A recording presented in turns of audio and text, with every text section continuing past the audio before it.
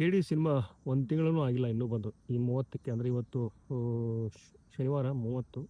So ಈ ಲೆಕ್ಕಕ್ಕೆ ಬಂದರೆ ಹೆಚ್ಚು ಕಡಿಮೆ 1 ತಿಂಗಳಾಗತ್ತೆ. ಆದರೆ ಅದಕ್ಕೂ ಮುಂಚೆನೇ ಈ ಸಿನಿಮಾ ಒ ಟಿ ಟಿಗೆ ಬಂದಿರುವಂಥದ್ದು. ಒ ಟಿ ಟಿ ಅಂದರೆ ಕನ್ನಡದ ಆ, ಜಿ5 ಏನಿದೆ, ಜಿ5 ಅಲ್ಲಿ ಈ ಸಿನಿಮಾ ಸ್ಟ್ರೀಮಿಂಗ್ ಆಗ್ತಿರುವಂಥದ್ದು. ಯಾವಾಗ ಅನ್ನುವಂಥದ್ದು ಪ್ರಶ್ನೆ ಬರುತ್ತಲ್ವಾ? ಸೊ ಆ ಪ್ರಶ್ನೆಗೆ ಉತ್ತರ ತುಂಬ ಸಿಂಪಲ್ ಆಗಿರೋದು. ಏನಂದರೆ ಜೂನ್ 5ನೇ ತಾರೀಕು ಈ ಒಂದು ಸಿನಿಮಾ ಒ ಟಿ ಟಿಯಲ್ಲಿ ಸ್ಟ್ರೀಮಿಂಗ್ ಆಗ್ತಿದೆ. ಇದು ಅಧಿಕೃತವಾದಂಥ ಮಾಹಿತಿ. ಸೊ ಜಿ5 ಇದನ್ನು ಹಂಚಿಕೊಂಡಿರುವಂಥದ್ದು, ಮಾಧ್ಯಮಕ್ಕೂ ಕೂಡ ಗೊತ್ತಾಗಿರುವಂಥದ್ದು.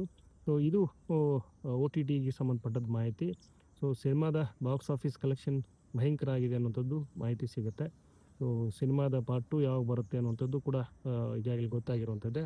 ಸೊ ಅದೇನಂತಂದರೆ, ಒಂದು ವರ್ಷದಲ್ಲೇ ಈ ಒಂದು ಚಿತ್ರದ ಪಾರ್ಟ್ 2 ಸಿನಿಮಾ ತರ್ತೀನಿ ಅಂಥೇಳಿ ಜೋಗಿ ಪ್ರೇಮ್ ಅವರು ಒಂದು ಭರವಸೆ ಕೊಟ್ಟಿರುವಂಥದ್ದು. ಸೊ ಜೋಗಿ ಪ್ರೇಮ್ ಅವರ ಚಿತ್ರ ಜೀವನದಲ್ಲಿ ಇದು ಒಂದು ವಿಶೇಷವಾದ ಚಿತ್ರ.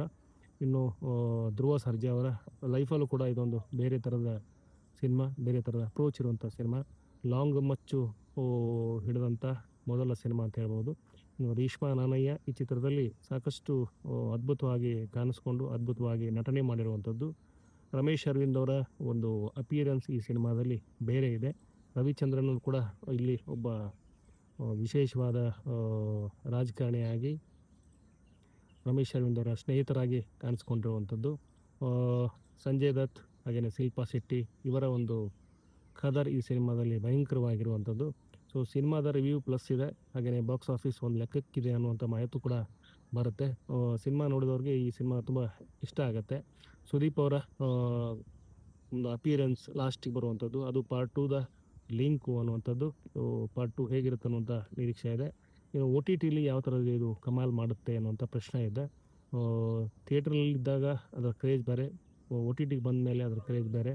ಸೊ ಒ ಟಿ ಟಿಯಲ್ಲಿ ಈ ಸಿನಿಮಾ ಯಾವ ಥರದ ಕ್ರೇಜ್ ಹುಟ್ಟಾಕುತ್ತೆ ಅನ್ನುವಂಥದ್ದು. ಜೂನ್ 5ನೇ ತಾರೀಕು ಈ ಸಿನಿಮಾ ಸ್ಟ್ರೀಮಿಂಗ್ ಆಗ್ತಾ ಇರುವಂಥದ್ದು. ಸೊ ಯಾವ ಥರ ಇರುತ್ತೆ ಅನ್ನುವಂಥ ಕುತೂಹಲ. ಇನ್ನು ಅರ್ಜುನ್ ಜನ್ಯ ಅವರ ಸಂಗೀತದ ಹಾಡುಗಳು ಮೋಡಿ ಮಾಡಿರುವಂಥದ್ದು. ಒ ಟಿ ಟಿಯಲ್ಲೂ ಕೂಡ ಈ ಮೋಡಿ ಇರುತ್ತಾ ಅನ್ನುವಂಥ ಪ್ರಶ್ನೆ. ಸೊ ಈಗಾಗಲೇ ಈ ಸಿನಿಮಾದ ಪ್ಲಸ್ಸು ಮೈನಸ್ಸು ಎಲ್ಲವೂ ಗೊತ್ತಾಗಿರುವಂಥದ್ದು.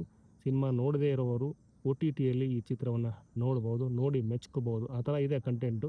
ಸೊ ಇನ್ನು ಲಾಂಗು ಮಚ್ಚು ಆ ಥರದ ಕಂಟೆಂಟ್ ಇಷ್ಟಪಡದೇ ಇರೋರಿಗೆ ಈ ಸಿನಿಮಾ ಇಷ್ಟ ಆಗಲಿಕ್ಕಿಲ್ಲ. ಆದರೆ ಇದನ್ನು ಇಷ್ಟಪಟ್ಟು ಇದರೊಳಗಿರುವಂತಹ ಕಥೆಯನ್ನು ಇಷ್ಟಪಡೋರಿಗೂ ಕೂಡ ಇದು ಖುಷಿ ಕೊಡುತ್ತೆ ಈ ಸಿನಿಮಾ ಅಂತ ಹೇಳ್ಬೋದು. ಇನ್ನು ಕೆ ಡಿಗೆ ಸಂಬಂಧಪಟ್ಟಂಗೆ ಸದ್ಯಕ್ಕೆ ಇಷ್ಟು. ಈ ಒಂದು ವಿಡಿಯೋನ ನೋಡಿದಂಥ ಪ್ರತಿಯೊಬ್ಬರಿಗೂ ಧನ್ಯವಾದಗಳು.